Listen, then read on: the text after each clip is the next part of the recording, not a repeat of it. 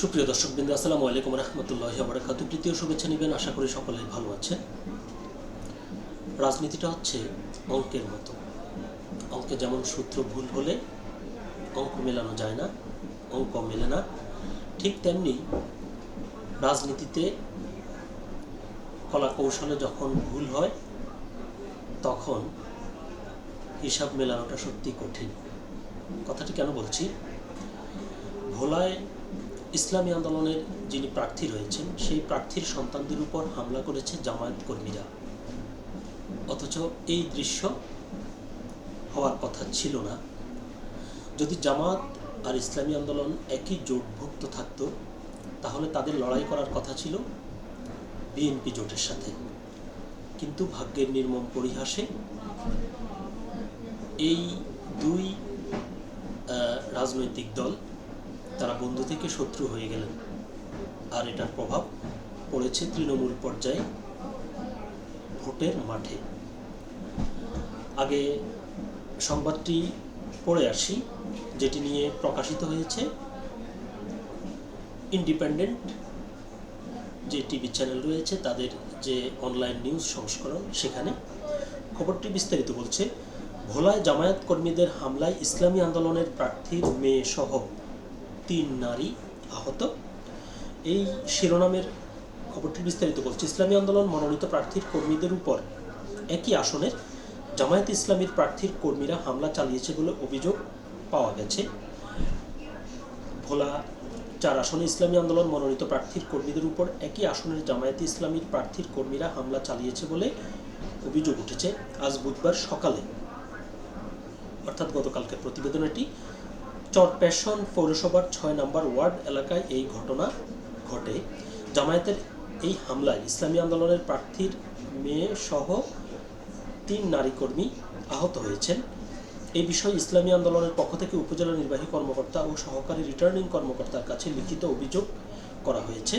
ভোলা 4 আসনের ইসলামী আন্দোলন মনোনীত প্রার্থী কামাল উদ্দিনের মেয়ে মারিয়া কামাল চরফ্যাশন প্রেস ক্লাবে লিখিত বক্তব্যে জানান, তিনি তার 2 ভাই ফয়সাল আহমেদ ও তাহজিব সহ 7-8 জন নারী কর্মীকে নিয়ে সকালে পৌরসভার 6 নম্বর ওয়ার্ডে তার বাবার হাতপাখা প্রতীকের পক্ষে নির্বাচনী প্রচারণা চালান। এ সময় জামায়াত ইসলামীর প্রার্থী দাঁড়িপাল্লা প্রতীকের মোস্তফা কামালের কর্মী সোহেল ও আলাউদ্দিন তাদের প্রচারণায় বাধা দিয়ে তাদেরকে এলাকা ছেড়ে যেতে বলে। এ নিয়ে তাদের সাথে বাকবিতণ্ডা শুরু হয়। এক পর্যায়ে জামায়াত ইসলামীর কর্মীরা দলবদ্ধভাবে তাদের উপর হামলা চালায়।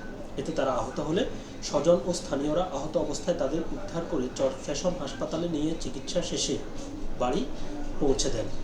ভোলায় 4 আসনে ইসলামী আন্দোলনের প্রার্থী কামাল উদ্দিন জানান, জামায়াত ইসলামীর কর্মীরা তাদের নারী কর্মী সহ অন্যান্য কর্মীদের উপর হামলা চালিয়ে বিভিন্নভাবে তার নির্বাচনী প্রচারণা বানচাল করতে চায়। তারা নির্বাচনী পরিবেশ বিঘ্ন করে জনমনে আতঙ্ক সৃষ্টি করছেও দাবি ইসলামী আন্দোলন প্রার্থীর। ঘটনার পরপরই জামায়াত কর্মী আলাউদ্দিন ও সোহেল তাদের মোবাইল ফোন বন্ধ করে আত্মগোপনে চলে যাওয়ায় তাদের বক্তব্য নেওয়া যায়নি। তবে চরফ্যাশন উপজেলা জামায়াত ইসলামীর আমির মীর মোহাম্মদ শরীফ জানান, যদি তাদের কর্মীরা এই ঘটনার সাথে জড়িত থাকে তাহলে তাদের বিরুদ্ধে সাংগঠনিক ব্যবস্থা নেওয়া হবে। তো এটি আসার কথা যে জামায়াতের যিনি কর্মী রয়েছেন তিনি আশ্বাস দিয়েছেন, যদি তার দলের নেতা কর্মীরা এটি করে থাকে এবং তারা যাচাই করলে সেটি সত্যতা পায় তাহলে তারা সাংগঠনিক ব্যবস্থা নেবে। তো এটি একটি দিক। আর যেটি বলতে হয় সেটি হলো যে আসলে তাদের জোটবদ্ধ না হওয়াতে দুপক্ষেরই ক্ষতি হয়েছে। আমি বলবো দুপক্ষেরই ক্ষতি হয়েছে।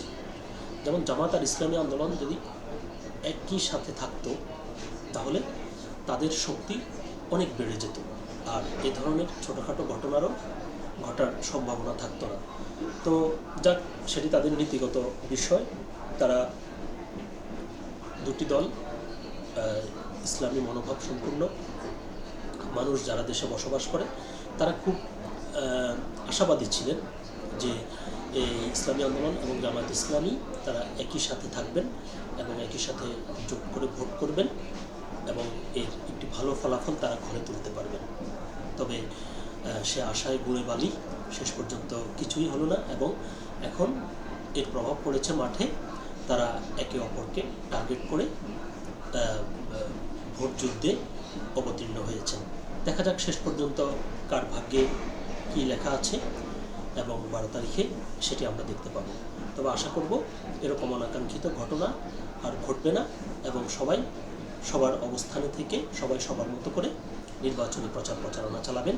কেউ কাউকে আঘাত করে নয়, ভোটারদের সুন্দর উপায়ে ভালোভাবে বুঝিয়ে নিজের পক্ষে টানার চেষ্টা করবেন।